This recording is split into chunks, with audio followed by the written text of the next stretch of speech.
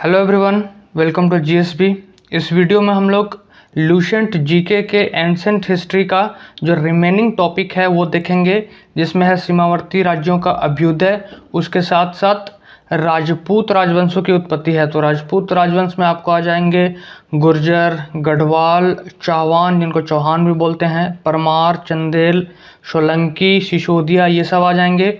और जो ये सीमावर्ती राजवंश हैं, इस सीमावर्ती राजवंश में आपको पाल वंश से लेकर के सेन वंश, कश्मीर के राजा, वर्मण वंश, ये सब आ जाएगा। तो इसके पहले जो वीडियोस हमने डाले हैं 6 वीडियोस, उसमें भी बहुत इंपॉर्टेंट टॉपिक्स हैं। तो उन टॉपिक्स को भी पहले आप कवर कर लीजिए और डायरेक्ट यूट्यूब से वीडियोस मत देखिए। पहले आप उन जो चैप्टर्स जो उसमें कवर किए हैं देख लीजिए कि पहले वीडियो में कौन कौन सा चैप्टर है, उसको पहले अपने बुक से पढ़ लीजिए, उसके बाद वीडियोस देखिए, तब ज़्यादा फ़ायदेमंद होगा आपके लिए। और आई बिलीव कि जब आप ये दोनों काम करके एग्ज़ाम में जाएंगे तो एंसेंट हिस्ट्री से जो भी क्वेश्चन आएंगे, आई होप कि 80 to 90% क्वेश्चन आप ईजिली सॉल्व कर लेंगे। तो आइए शुरू करते हैं सीमावर्ती राजवंशों का अभ्युदय। तो इसमें सबसे पहले है आपको पाल वंश। पाल वंश बहुत इंपॉर्टेंट है। तो पाल वंश का संस्थापक कौन था? तो इसका संस्थापक गोपाल था। कब हुई थी स्थापना? तो 750 ईस्वी में।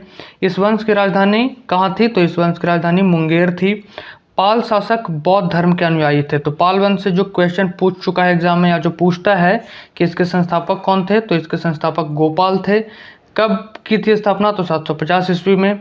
इसकी राजधानी कहाँ थी? तो मुंगेर थी। और पाल वंश के जो शासक थे वो बौद्ध धर्म के अनुयायी थे। गोपाल ओदंतपुरी विश्वविद्यालय की स्थापना की थी। पूछेगा कि ओदंतपुरी विश्वविद्यालय की स्थापना किसने की? तो गोपाल ने की थी। एक और सवाल पूछता है जो एग्जाम में कि नालंदा विश्वविद्यालय की स्थापना किसने की थी? तो कुमारगुप्त ने की थी।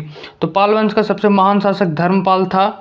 और एक और इम्पोर्टेंट जो आया, जैसे ओदंतपुरी हो गया, आपको विक्रमशिला हो गया, या फिर नालंदा विश्वविद्यालय हो गया, ये तीनों विश्वविद्यालय आपको ध्यान रखना है। नालंदा और विक्रमशिला ये दोनों तो एग्जाम में बहुत बार पूछ चुके हैं। तो पाल वंश का सबसे महान शासक धर्मपाल था, जिसने विक्रमशिला विश्वविद्यालय की स्थापना की। विक्रमशिला विश्वविद्यालय की स्थापना किसने की? तो विक्रमशिला विश्वविद्यालय की स्थापना धर्मपाल ने की। और नालंदा विश्वविद्यालय की स्थापना किसने की? तो कुमारगुप्त ने की। ये भी पूछ सकता है कि ओदंतपुरी विश्वविद्यालय की स्थापना किसने की? तो इसकी स्थापना गोपाल ने की। कन्नौज के लिए त्रिपक्षीय संघर्ष पाल वंश, गुर्जर प्रतिहार वंश एवं राष्ट्रकूट वंश के बीच में हुआ था। इसमें पाल वंश की ओर से सर्वप्रथम धर्मपाल शामिल था। तो यह भी ध्यान रखिएगा, त्रिपक्षीय संघर्ष के बारे में भी पूछता है, डायरेक्ट क्वेश्चन पूछ लेगा कि त्रिपक्षीय संघर्ष में कौन कौन से वंश शामिल थे। तो पाल वंश थे, गुर्जर प्रतिहार वंश थे और राष्ट्रकूट वंश थे।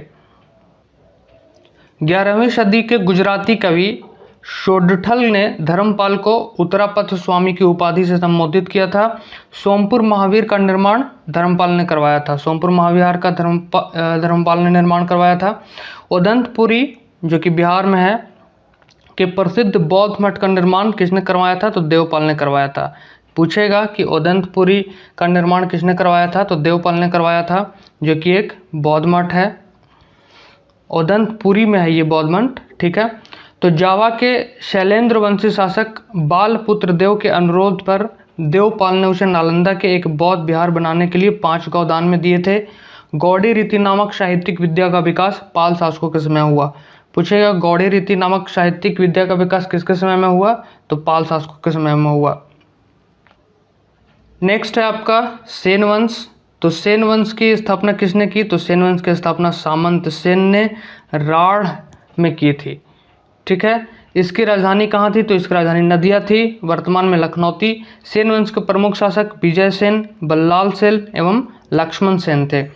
सेन वंश का प्रथम स्वतंत्र शासक विजय सेन था, जो शैव धर्म का अनुयायी था। अगर पूछे कि पाल वंश के जो शासक थे वो किसके अनुयायी थे या किस धर्म को फॉलो करते थे, तो वह था बौद्ध धर्म। लेकिन सेन वंश के शासक, सेन वंश का जो प्रथम शासक था विजय सेन, वह जैन धर्म का अनुयायी था। दान सागर एवं अभ्युदय सागर नामक ग्रंथ की रचना सेन शासक बल्लाल सेन ने की थी। अद्भुत सागर को लक्ष्मण सेन ने पूर्ण रूप दिया था। तो अगर पूछे कि अद्भुत सागर जो ग्रंथ है उसकी रचना किसने की, तो सेन वंश का शासक बल्लाल सेन ने किया, लेकिन किसी कारण से यह उसे पूरा नहीं कर पाया। तो इसके बाद का जो शासक था लक्ष्मण सेन, उसने इसे पूरा किया। लक्ष्मण सेन की राजभाषा में गीत गोविंद के लेखक जयदेव, पवन दूत के लेखक धोई, ब्राह्मण सर्वस्व के लेखक हलायुद्ध रहते थे। तो गीत गोविंद बहुत बहुत इंपॉर्टेंट है, डायरेक्ट पूछता है एग्जाम में कि गीत गोविंद के लेखक कौन है, तो गीत गोविंद के लेखक जयदेव हैं। पूछेगा जयदेव किसके राज्यसभा में रहते थे या किसके राजभवन में रहते थे, तो लक्ष्मण सेन के, यानी कि राजभवन करने का मतलब उनके दरबार में। हलायुद्ध लक्ष्मण सेन का प्रधान न्यायाधीश एवं मुख्यमंत्री था। विजय सेन ने देवगौड़ा के प्रद्युम्नेश्वर जो कि शिव का एक विशाल मंदिर है, उसकी स्थापना की थी। तो प्रद्युम्नेश्वर मंदिर की स्थापना किसने की थी, तो इसकी स्थापना विजय सेन ने की। कहाँ है, तो देवपाड़ा में है। सेन राजवंश प्रथम राजवंश था जिसने अपना अभिलेख सर्वप्रथम हिंदी में उत्कीर्ण करवाया। ये भी बहुत बहुत इंपॉर्टेंट है। संस्कृत का आपको पता होगा, लेकिन अगर पूछे कि हिंदी में सबसे पहले किस राजवंश ने अपना अभिलेख उत्कीर्ण करवाया था, तो वह सेन राजवंश ने करवाया था। लक्ष्मण सेन बंगाल का अंतिम हिंदू शासक था। पूछेगा कि अंतिम हिंदू शासक कौन था, तो लक्ष्मण सेन बंगाल का। नेक्स्ट है कश्मीर के राजवंश, ये भी इंपॉर्टेंट है। तो कश्मीर पर शासन करने वाले शासक वंश कालक्रम से इस प्रकार हैं, यानी कि कश्मीर में जिन राजवंशों ने शासन किया, सबसे पहले है कारकेट वंश, उसके बाद है उत्पल वंश, फिर है लोहार वंश। तो 627 ईस्वी में दुर्लभ वर्धन नामक व्यक्ति ने कश्मीर में कारकेट वंश यानी कि हिंदू वंश की स्थापना की। हेनसांग ने उसके शासनकाल में कश्मीर की यात्रा की थी। पूछेगा कि हेनसांग ने कश्मीर की यात्रा किसके समय में की, तो हेनसांग ने दुर्लभ वर्धन नामक जो शासक था उसके समय में वहाँ स्थापना की। तो दुर्लभ वर्धन जो थे वो कश्मीर के कारकोट वंश के संस्थापक थे। कारकोट वंश का सबसे शक्तिशाली राजा कौन था, तो ललितादित्य मुक्तापीड़। तो ललितादित्य मुक्तापीड़ पूछेगा किस वंश का सबसे शक्तिशाली राजा था, तो वह था कारकोट वंश। कश्मीर का मार्तंड मंदिर का निर्माण ललितादित्य मुक्तापीड़ के द्वारा करवाया गया था।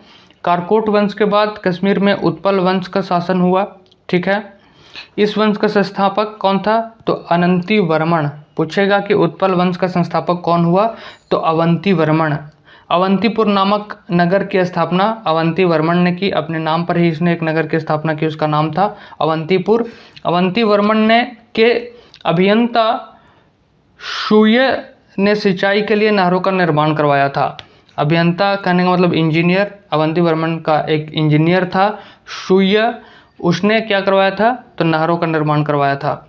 980 ईस्वी में उत्पल वंश की रानी दिद्धा एक महत्वाकांक्षी शासका हुई। उत्पल वंश के बाद कश्मीर पर लोहार वंश का शासन हुआ। लोहार वंश का संस्थापक कौन था, तो संग्राम राज। पूछेगा लोहार वंश का संस्थापक कौन है, तो संग्राम राज। संग्राम राज के बाद अनंत राजा हुआ। इसकी पत्नी सूर्यमती ने प्रशासन को सुधारने में उसकी सहायता की। लोहार वंश का शासक हर्ष जो था वह एक विद्वान था, कवि था और कई भाषाओं का ज्ञाता भी था। तो हर्ष इंपॉर्टेंट है। कल्हन हर्ष का आश्रित कवि था। ठीक है, अगर पूछेगा कि कल्हन जो कि राजतरंगिणी के लेखक हैं कल्हन, तो कल्हन किसके आश्रय में रहते थे या किस वंश के अंतर्गत रहते थे या किस राजा के अंतर्गत थे, तो जो हर्ष थे इनके समय में ये कल्हन रहा करते थे, या अगर वंश पूछे तो लोहार वंश हो जाएगा। तो कल्हन हर्ष का आश्रित कवि था। जय सिंह लोहार वंश का अंतिम शासक था। पूछ सकता है कि लोहार वंश का अंतिम शासक कौन हुआ, तो जय सिंह, जिसने 1128 ईस्वी से 1155 ईस्वी तक शासन किया। जय सिंह के शासन के साथ ही कल्हन की राजतरंगिणी का विवरण समाप्त हो जाता है। ठीक है, ये भी पूछ सकता है कि राजतरंगिणी के जो रचयिता हैं या लेखक हैं वो कौन है, तो राजतरंगिणी के लेखक कल्हन है। ये भी पूछेगा कि राजतरंगिणी में किसका वर्णन है, तो कश्मीर के राजाओं का वर्णन है इसमें। नेक्स्ट है कामरूप का वर्मण वंश। तो 4वीं शताब्दी के मध्य कामरूप में वर्मण वंश का उदय हुआ। इस वंश की प्रतिष्ठा का संस्थापक पुष्यवर्मन था। तो इस वंश की स्थापना किसने की थी, तो पुष्यवर्मन ने की थी वर्मण वंश की। इसकी राजधानी कहाँ थी, तो प्राग ज्योतिष। प्रागज्योतिष नाम का एक स्थान है, वहीं इसकी राजधानी थी। कालांतर में कामरूप पाल साम्राज्य का एक अंग बन के रह गया था। ठीक है, पूछेगा कि कामरूप जो है वो कालांतर में मतलब आगे चल करके किस वंश के अंतर्गत आ गया, तो वह पाल वंश के अंतर्गत आ गया था। पाल वंश के संस्थापक कौन थे, तो गोपाल। पाल वंश से रिलेटेड और भी क्या इंपॉर्टेंट था, तो विक्रमशिला विश्वविद्यालय की स्थापना किसने की, तो धर्मपाल ने की। तो ये सभी चीजें ध्यान रखिएगा। नेक्स्ट है राजपूत राजवंशों की उत्पत्ति। यह भी बहुत इंपॉर्टेंट है क्योंकि इससे भी रिलेटेड एग्जाम में क्वेश्चंस पूछे जाते हैं। सबसे पहला है गुर्जर प्रतिहार वंश। तो मालवा का शासक नागभट्ट प्रथम गुर्जर प्रतिहार वंश का संस्थापक था। तो गुर्जर प्रतिहार वंश का संस्थापक कौन था, तो नागभट्ट प्रथम। नागभट्ट द्वितीय जो था उसको राष्ट्रकूट सम्राट गोविंद तृतीय ने हरा दिया था। प्रतिहार वंश का सर्वाधिक शक्तिशाली और प्रतापी राजा कौन हुआ, तो मिहिर भोज हुआ। मिहिर भोज ने अपनी राजधानी कन्नौज में बनाई। यह विष्णु भक्त था, उसने विष्णु के सम्मान में आदि वराह की उपाधि धारण की। यह भी पूछ सकता है कि आदि वराह की उपाधि धारण किसने की, तो मिहिर भोज ने की। ठीक है, मिहिर भोज किस वंश का शासक था, तो गुर्जर प्रतिहार वंश का, जो कि एक राजपूत राजवंश है। राजशेखर प्रतिहार शासक महेंद्रपाल के दरबार में रहते थे। जो राजशेखर जो हैं वो किसके दरबार में रहते थे, तो महेंद्रपाल के दरबार में रहते थे। इस वंश का अंतिम शासक कौन हुआ, तो इस वंश का अंतिम शासक यशपाल हुआ, 1036 ईस्वी तक रहा। पूछेगा गुर्जर प्रतिहार वंश की स्थापना किसने की, तो नागभट्ट प्रथम ने की। इसका अंतिम शासक कौन था, तो अंतिम शासक था यशपाल। दिल्ली नगर की स्थापना तोमर नरेश अनंगपाल ने 11वीं सदी के मध्य की थी। पूछ सकता है कि दिल्ली जो अभी वर्तमान नगर है, जो हमारी राजधानी भी है नई दिल्ली, तो दिल्ली नगर की स्थापना किसने की, तो तोमर नरेश अनंगपाल ने की थी। आगे है गढ़वाल यानी कि राठौर राजवंश। तो गढ़वाल वंश के संस्थापक कौन थे, तो इनके संस्थापक थे चंद्रदेव। ध्यान रखिएगा, इनकी राजधानी कहाँ थी, तो राजधानी थी वाराणसी। इस वंश का सर्वाधिक शक्तिशाली राजा कौन हुआ, तो गोविंद चंद्र हुआ। अगर पूछे कि गढ़वाल यानी कि राठौर राजवंश के संस्थापक कौन थे, तो चंद्रदेव थे, लेकिन इसके सबसे शक्तिशाली राजा कौन थे, तो गोविंद चंद्र थे। इनका मंत्री लक्ष्मीधर जो था वह शास्त्रों का प्रकांड विद्वान था, जिसने कृत्यकल्पतरु नामक ग्रंथ लिखा था। गोविंद चंद्र की एक रानी कुमार देवी ने सारनाथ में धर्मचक्र जिन विहार बनवाई। ठीक है, सारनाथ में धर्मचक्र जिन विहार किसने बनवाया था, तो गोविंद चंद्र की एक रानी ने बनवाया था, जिनका नाम था कुमार देवी। पृथ्वीराज तृतीय ने स्वयंवर में जयचंद की पुत्री संयोगिता का अपहरण कर लिया था। इस वंश का अंतिम शासक कौन था, इस वंश का अंतिम शासक था जयचंद, जिसे गोरी ने 1194 ईस्वी में चंदावर के युद्ध में मार डाला था। यह भी बहुत इंपॉर्टेंट है, आपसे डायरेक्ट पूछ लेगा कि चंदावर का युद्ध कब हुआ था, तो चंदावर का युद्ध हुआ था 1194 ईस्वी में। पूछेगा किसके किसके बीच में हुआ था, तो मोहम्मद गोरी और जयचंद के बीच में हुआ था। इसमें जयचंद पराजित हुए थे और मोहम्मद गोरी जीत गया था। नेक्स्ट जो वंश है वह है चाहवान, जिनको हम लोग चौहान वंश भी कहते हैं। तो चौहान वंश का संस्थापक कौन था, तो चौहान वंश का संस्थापक थे वासुदेव। इस वंश की प्रारंभिक राजधानी थी अहिछत्र में। बाद में अजय राज द्वितीय ने अजमेर नगर की स्थापना की और उसे राजधानी बनाया। पूछ सकता है कि अजमेर की स्थापना किसने की, अजमेर नगर की स्थापना किसने की, तो अजय राज द्वितीय ने की और बाद में इसे अपना राजधानी भी इन्होंने बना लिया। इस वंश का सबसे शक्तिशाली शासक कौन हुआ, तो अर्नोराज के पुत्र विग्रहराज। ठीक है, इस वंश का सबसे शक्तिशाली शासक अर्नोराज का पुत्र विग्रहराज चतुर्थ विशलदेव हुआ। इसका टाइम पीरियड क्या है, तो 1153 से लेकर के 1663 ईस्वी, जिसने हरिकेली नामक संस्कृत नाटक की रचना की। पूछेगा हरिकेली नामक संस्कृत नाटक की रचना किसने की, तो विग्रहराज ने। पूरा नाम भी लिख सकता है कि विग्रहराज चतुर्थ विशलदेव ने। सोमदेव विग्रहराज चतुर्थ के राजकवि थे। पूछेगा सोमदेव किसके राजकवि थे, तो विग्रहराज चतुर्थ के। इन्होंने ललित विग्रहराज नामक नाटक लिखी थी। ललित विग्रहराज नामक नाटक किसने लिखी, तो सोमदेव ने लिखी। 2.5 दिन का झोपड़ा नामक मस्जिद शुरू में विग्रहराज चतुर्थ का निर्मित एक विद्यालय था। अगर आगे जब हम मध्यकालीन इतिहास पढ़ेंगे तो उसमें आपको पढ़ने को मिलेगा कि 2.5 दिन का जो झोपड़ा है एक स्कूल या एक विद्यालय के ऊपर बना था और अभी ये चीज़ ध्यान रखिए कि ये विद्यालय किसके द्वारा बनाया गया था, तो यह विद्यालय विग्रहराज चतुर्थ द्वारा बनवाया गया था, जिस पर बाद में ढाई दिन का झोपड़ा बना। इस वंश का अंतिम शासक था चंद्रवंशदाई पृथ्वीराज तृतीय का राजकवि था, जिसकी रचना पृथ्वीराज रासो है। बहुत इंपॉर्टेंट है, ये बहुत इंपॉर्टेंट है, एग्जाम में पूछा हुआ है। ये भी डायरेक्ट पूछ सकता है कि पृथ्वीराज रासो की रचना किसने की, तो चंद्रवंशदाई ने की। चंद्रवंशदाई जो थे यह किसके राजकवि थे, तो चंद्रवंशदाई पृथ्वीराज तृतीय के राजकवि थे, यह भी ध्यान रखिएगा। रणथंभौर के जैन मंदिर का शिखर पृथ्वीराज तृतीय ने बनवाया था, वेरी इंपॉर्टेंट है। नेक्स्ट, तराइन का प्रथम युद्ध 1191 ईस्वी में हुआ, जिसमें पृथ्वीराज तृतीय की विजय और गौरी की हार हुई। ठीक है, यह भी बहुत इंपॉर्टेंट है, ध्यान रखिएगा, बहुत बार एग्जाम में पूछा हुआ है। लेकिन जो सेकेंड युद्ध हुआ, यानी कि तराइन का जो द्वितीय युद्ध हुआ 1192 ईस्वी में, उसमें गौरी की विजय हुई और पृथ्वीराज तृतीय की हार हो गई। डायरेक्ट पूछता है सवाल कि तराइन का प्रथम युद्ध कब हुआ, ईस्वी पूछ लेगा तो 1191, द्वितीय कब हुआ तो 1192। ये पूछेगा कि प्रथम जो युद्ध हुआ तराइन का युद्ध किसके किसके बीच में हुआ, तो दोनों ही युद्धों में पृथ्वीराज तृतीय, जिनको हम लोग पृथ्वीराज चौहान भी कहते हैं, तो पृथ्वीराज तृतीय और मोहम्मद गौरी के बीच में हुआ। पहले में पृथ्वीराज तृतीय जीत जाते हैं और दूसरे में पृथ्वीराज हार जाते हैं। नेक्स्ट है परमार वंश। तो परमार वंश का संस्थापक कौन था, तो इसका संस्थापक था उपेंद्र राज। इसकी राजधानी धारा नगरी थी। प्राचीन राजधानी कहाँ थी, तो उज्जैन थी। परमार वंश का सर्वाधिक शक्तिशाली शासक कौन हुआ, तो राजा भोज हुआ। ठीक है, तो परमार वंश का संस्थापक कौन था, तो उपेंद्र राज था। राजा भोज ने भोपाल के दक्षिण में भोजपुर नामक झील का निर्माण करवाया था। भोपाल यानी कि एमपी में राजा भोज ने एक झील का निर्माण करवाया था, उसका नाम क्या है, तो भोजपुर। नैषधीय चरित्र के लेखक श्रीहर्ष एवं प्रबंध चिंतामणि के लेखक मेरुतुंग थे। ये भी पूछ सकता है कि प्रबंध चिंतामणि के लेखक कौन है, तो मेरुतुंग, और नैषधीय चरित्र के लेखक कौन है, तो श्रीहर्ष हैं। राजा भोज ने चिकित्सा, गणित एवं व्याकरण पर अनेक ग्रंथ लिखे। भोजकृत युक्ति कल्पतरु में वास्तुशास्त्र के साथ साथ विविध वैज्ञानिक यंत्रों व उसके उपयोग का उल्लेख है।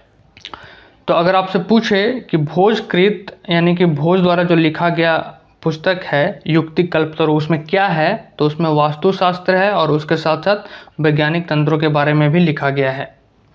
नव सहसांग चरित्र के रचयिता पद्मगुप्त, दशरूपक के रचयिता धनंजय, धनिक हलायुद्ध एवं अमित गति जैसे विद्वान वाक्यपति मुंज के दरबार में रहते थे।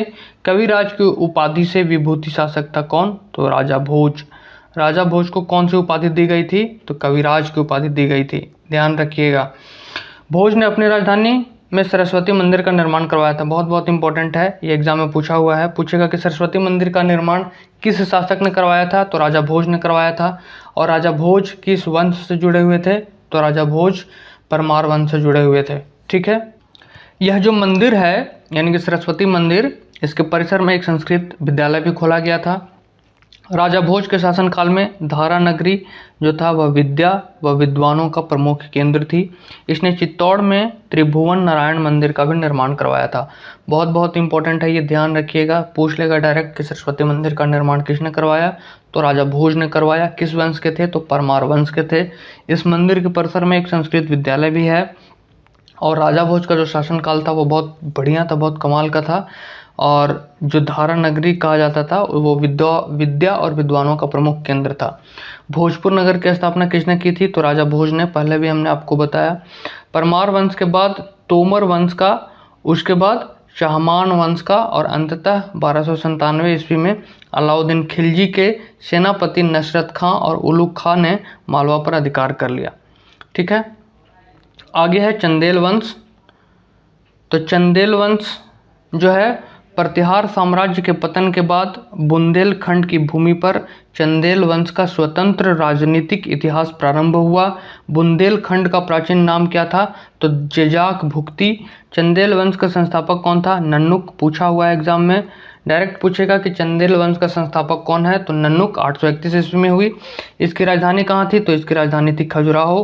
प्रारंभ में इसकी राजधानी कालिंजर जो कि महोबा थी। राजा ढंग ने अपनी राजधानी कालिंजर से खजुराहो में स्थानांतरित की थी। पूछ सकता है कि कालिंजर से खजुराहो जो राजधानी है वो किसने ट्रांसफ़र किया, तो राजा ढंग ने। किस वंश की बात हो रही है, तो चंदेल वंश की बात हो रही है। तो चंदेल वंश का प्रथम स्वतंत्र एवं सबसे प्रतापी राजा कौन हुआ, तो यशोवर्मन हुआ। ध्यान रखिएगा, यशोवर्मन पूछेगा किस वंश से जुड़े हैं, तो चंदेल वंश। ये सब राजपूत वंशों के बारे में हम लोग पढ़ रहे हैं। यशोवर्मन ने कन्नौज पर आक्रमण कर प्रतिहार राजा देवपाल को हराया तथा उससे एक विष्णु की प्रतिमा प्राप्त की। किसकी प्रतिमा प्राप्त की, तो विष्णु की, जिसे उसने खजुराहो के विष्णु मंदिर में स्थापित किया। इंपॉर्टेंट है, ध्यान रखिएगा। ढंग ने जिन्नाथ, विश्वनाथ और बैद्यनाथ मंदिर का निर्माण करवाया। कंदरिया महादेव मंदिर का निर्माण ढंग देव द्वारा कब करवाया गया, 1999 ईस्वी में किया गया। ढंग ने गंगा जमुना के संगम में शिव की आराधना करते हुए अपने शरीर का त्याग कर दिया। क्या बात है। तो अगर पूछे, जैसे कंदरिया महादेव यूपीएससी में भी पूछ चुका है और ये अदर एग्जाम्स में पूछ चुका है। कंदरिया महादेव ऐसे पूछ लेता है कि कंदरिया महादेव का निर्माण किसने करवाया, तो ढंग देव ने करवाया। जो दूसरा क्वेश्चन पूछता है वो कि कंदरिया महादेव किस भगवान से जुड़ा हुआ है, तो शिव जी से जुड़ा हुआ है। और यह जो शासक था ढंग, वह इनकी आराधना करते हुए अपना शरीर त्याग देता है। चंदेल शासक विद्याधर ने कन्नौज के प्रतिहार शासक राज्यपाल की हत्या कर दी क्योंकि उसने महमूद के आक्रमण का सामना किए बिना ही आत्मसमर्पण कर दिया था। डायरेक्ट एक्शन हो गया भैया। तो विद्याधर ने बहुत दिल पे ले लिया कि भाई आपने लड़ाई क्यों नहीं की, ऐसे ही आत्मसमर्पण क्यों कर दिया, जिसके कारण इन्होंने कन्नौज का जो एक प्रतिहार शासक था राज्यपाल, उसकी इन्होंने हत्या कर दी। विद्याधर ही अकेला ऐसा भारतीय नरेश था जिसने महमूद गजनी की महत्वाकांक्षाओं का सफलतापूर्वक प्रतिरोध किया था। पूछ सकता है कि कौन वैसा शासक था, भारतीय नरेश था जिसने महमूद गजनी की महत्वाकांक्षाओं का सफलतापूर्वक प्रतिरोध किया था, तो वह विद्याधर था। चंदेल शासक कृतिवर्मन की राज्यसभा में रहने वाले कृष्ण मिश्र ने प्रबोध चंद्रोदय की रचना की थी। इन्होंने महोबा के समीप कीर्ति सागर नामक जलाशय का निर्माण भी करवाया था। अल्लाउदय नामक दो सेनानायक परमर्दी देव के दरबार में रहते थे, जिन्होंने पृथ्वीराज चौहान के साथ युद्ध करते हुए अपनी जान गंवाई थी। चंदेल वंश का जो अंतिम शासक था परमर्दी देव, उसने 1202 ईस्वी में कुतुबुद्दीन ऐबक की अधीनता स्वीकार कर ली। इस पर उसके मंत्री अजय देव ने उसकी हत्या कर दी थी। बहुत एक्शन होता था भैया इसमें। अगर किसी आपने आत्मसमर्पण कर दिया या अधीनता स्वीकार कर ली तो दूसरे राजा बहुत जल्दी बुरा मान जाते थे। यहाँ पर मंत्री बुरा मान गए और अजय देव ने उनकी हत्या कर दी। तो चंदेल वंश का अंतिम शासक कौन हुआ, तो चंदेल वंश का जो अंतिम शासक हुआ वह हुआ परमर्दी देव। अगर पूछे कि प्रथम शासक कौन था, तो वह थे आपको नन्नुक। नेक्स्ट है सोलंकी वंश अथवा गुजरात के चालुक्य शासक। तो सोलंकी भी इंपॉर्टेंट है। सोलंकी वंश का संस्थापक कौन था, मूलराज प्रथम। एग्जाम में पूछ चुका है। सोलंकी वंश का संस्थापक कौन था, तो मूलराज प्रथम था। इसकी राजधानी अनहिलवाड़ थी। मूलराज प्रथम शैव धर्म का अनुयायी था, यानी कि भगवान शिव का। भीष्म प्रथम के शासनकाल में महमूद गजनवी ने सोमनाथ के मंदिर पर आक्रमण किया था। यह सवाल पूछ चुका है एग्जाम ने कि सोमनाथ मंदिर पर महमूद गजनवी ने, ये भी पूछता है कि उस पर किसने आक्रमण किया। तो महमूद गजनवी ने जब आक्रमण किया था सोमनाथ के मंदिर पर, तो उस समय शासक कौन था, तो भीम प्रथम था। भीम प्रथम किस वंश से जुड़े हैं, तो सोलंकी वंश से, राजपूत राजवंश से। भीम प्रथम के सामंत विमल ने आबू पर्वत पर दिलवाड़ा प्रसिद्ध जैन मंदिर, यानी कि दिलवाड़ा का एक प्रसिद्ध जैन मंदिर है, उसकी स्थापना वो कहाँ है, तो पहले तो वो आबू पर्वत पे है। और इसका भीम प्रथम का एक सामंत था विमल, उसने करवाया था। सोलंकी वंश का जो प्रथम शक्तिशाली शासक हुआ वह हुआ जय सिंह सिद्धराज। प्रसिद्ध जैन विद्वान हेमचंद्र जय सिंह सिद्धराज के दरबार में था या रहता था। तो एक जैन विद्वान हुए हेमचंद, वो किसके दरबार में थे, तो जय सिंह सिद्धराज के। माउंट आबू पर्वत जो कि राजस्थान में है, तो माउंट आबू पर्वत पर एक मंडप बनाकर जय सिंह सिद्धराज ने अपने 7 पूर्वजों की गजारोही मूर्तियों की स्थापना की। ठीक है। मोढेरा के सूर्य मंदिर का निर्माण किसने करवाया? तो सोलंकी राजाओं के शासनकाल में ही हुआ था। मोढेरा का सूर्य मंदिर भी एग्जाम में पूछ चुका है। ठीक है। सिद्धपुर के रुद्र महाकाल के मंदिर का निर्माण किसने किया था? तो जय सिंह सिद्धराज ने ही किया था। सोलंकी शासक कुमारपाल जैन मतानुयायी था। अगर आप ध्यान देंगे तो इसके जो पहले शासक हैं यानी कि मूलराज प्रथम जो इसके संस्थापक है वो शैव अनुयायी थे, मतलब भगवान शिव की पूजा करते थे। लेकिन सोलंकी वंश के एक शासक हुए कुमारपाल, ये जैन मतानुयायी हो गए। वह जैन धर्म के अंतिम राजकीय प्रवर्तक के रूप में प्रसिद्ध हैं। ठीक है, ध्यान रखिएगा। सोलंकी वंश का अंतिम शासक कौन हुआ? तो भीम द्वितीय हुआ। किसी भी राजवंश का या वंश का संस्थापक और अंतिम शासक एग्जाम में पूछता है, तो इसको ध्यान रखिएगा। तो सोलंकी वंश के संस्थापक कौन हुए? सोलंकी वंश के संस्थापक मूलराज प्रथम हुए, एम फर्स्ट। और इसके अंतिम शासक कौन हुए? तो B2 भीम द्वितीय। भीम द्वितीय के एक सामंत यानी कि लवण प्रसाद ने गुजरात में बघेल वंश की स्थापना की थी। ठीक है, बघेल वंश की स्थापना किसने की? तो भीम द्वितीय के एक सामंत लवण प्रसाद ने की थी। और ये जो बघेल वंश हुआ यानी कि इस बघेल वंश का कर्ण द्वितीय ये गुजरात का अंतिम हिंदू शासक था और इसने अलाउद्दीन खिलजी की सेनाओं का मुकाबला किया था। ठीक है, तो ध्यान रखिएगा। नेक्स्ट राजपूत राजवंश है वह कलचुरी चेदी वंश, और जो अंतिम राजवंश होगा वह होगा वेरी वेरी इंपॉर्टेंट सिसोदिया वंश। तो इन 2 टॉपिक्स के बाद हमारा एंसेंट हिस्ट्री खत्म हो जाएगा और आप देख सकते हैं फिर हमारा मध्यकालीन भारत यानी कि मिडाइवल हिस्ट्री स्टार्ट होगा। तो कलचुरी वंश का जो संस्थापक था वो था कौन? कोकल। इसकी राजधानी कहाँ थी? तो त्रिपुरी थी। कलचुरी वंश का एक शक्तिशाली शासक हुआ कौन? गांगेय देव, जिसने विक्रमादित्य की उपाधि धारण की थी। पूर्व मध्यकाल में स्वर्ण सिक्कों के विलुप्त हो जाने के पश्चात उन्होंने सर्वप्रथम इसे आरंभ करवाया। कलचुरी वंश का सबसे महान शासक कौन हुए? तो कर्णदेव, जिसने कलिंग पर विजय प्राप्त की और त्रिकलिंगाधिपति की उपाधि धारण की। त्रिकलिंगाधिपति की उपाधि किसने धारण की पूछ सकता है? तो कर्णदेव ने। प्रसिद्ध कवि राजशेखर कलचुरी के दरबार में रहते थे, तो यह भी ध्यान रखिएगा। जो अंतिम राजपूत राजवंश लुसेंट में दिया है वह है सिसोदिया राजवंश। ठीक है, तो सिसोदिया वंश के शासक अपने को सूर्यवंशी कहते हैं। ठीक है, जो मेवाड़ पर शासन करते थे। मेवाड़ की राजधानी कहाँ थी? तो चित्तौड़ थी। ध्यान रखिएगा, बहुत इंपॉर्टेंट है। सिसोदिया वंश अपने आप को क्या कहते थे? सूर्यवंशी कहते थे और यह मेवाड़ पर शासन करते थे। मेवाड़ की राजधानी कहाँ थी? तो चित्तौड़ थी। अपने विजयों के उपलक्ष्य में विजय स्तंभ का निर्माण किन्होंने करवाया था? तो राणा कुंभा ने चित्तौड़ में करवाया था। राणा कुंभा सिसोदिया वंश के राजा हुए। इन्होंने अपने विजय के उपलक्ष्य में जो जीत इन्होंने हासिल की थी उसके कारण इन्होंने विजय स्तंभ का निर्माण करवाया था। नेक्स्ट है जो कि पूछता है एग्जाम में कि खतौली का युद्ध, इंपॉर्टेंट है। खतौली का युद्ध कब हुआ? तो 1518 ईस्वी में। किसके बीच? तो राणा सांगा और इब्राहिम लोदी के बीच में हुआ था। पूछेगा कि खतौली का युद्ध कब हुआ? तो 1518 में। किसके बीच? तो राणा सांगा और इब्राहिम लोदी के बीच में। तो इन टोटल कुछ वीडियोज़ में यानी कि टोटल 7 वीडियोज़ में हमारा ये एंसेंट हिस्ट्री के जितने भी टॉपिक्स थे लुसेंट में वो सभी हमने कवर कर लिए हैं। बहुत इंपॉर्टेंट है, लेकिन यूट्यूब पे वीडियोस देखने से पहले आपको खुद से पढ़ना बहुत ज़रूरी है। आप खुद से लुसेंट बुक पढ़िए, उस पर टाइम दीजिए, फिर जब आपको रिवाइज करना हो तो इन वीडियोज़ को देखिए, आपके लिए बहुत हेल्पफुल होगा। एग्जाम में भी आप बहुत अच्छा करेंगे। सो नेक्स्ट वीडियो से हम लोग स्टार्ट करेंगे मध्यकालीन Bharat. So thank you so much friends, thanks for watching. जय हिंद।